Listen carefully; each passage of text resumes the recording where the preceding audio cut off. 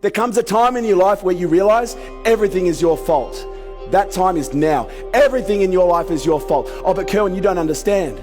My mum, my dad, my sister, I don't give a fuck what your story is. What I do know is everything is your fault. And the sooner you realize that, the sooner you take your power back. Because those of you who's been spending your lives fucking blaming everyone else for your situation, all you've been doing is giving away your power. It's time to take the power back.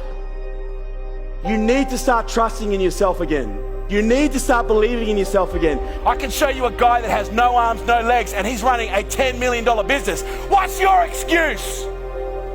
I have 3 brain injuries and a physical disability. What's your excuse?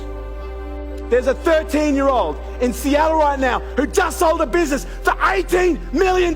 He's 13. So what excuse are you going to use? You can't blame anyone else. I don't know about you, but at some point I reached a point in my life where I realized I had not lived up to my full potential. And after the 7th time of nearly dying, I realized I am not going out this way. I'm not going to be that guy. What I want you to do is prove that something is possible that you never thought was. I don't care what's happened up until here. I don't care what your fucking story is. Everybody's got a story. What I care about is what happens from here. What are you going to do differently?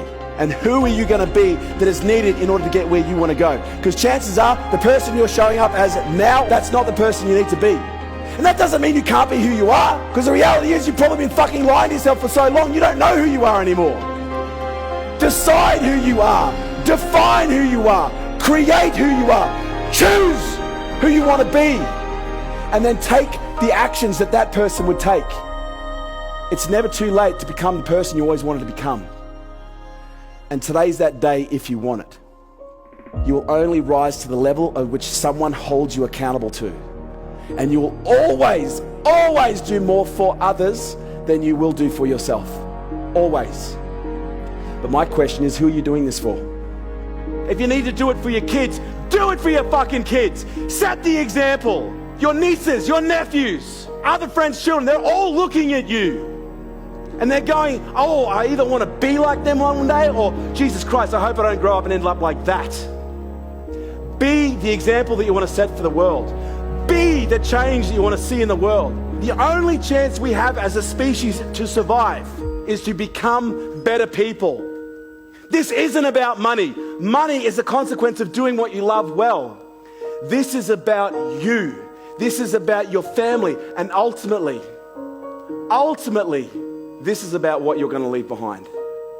Because here's what I know, and I know this with an absolute 100% certainty, you're all going to die.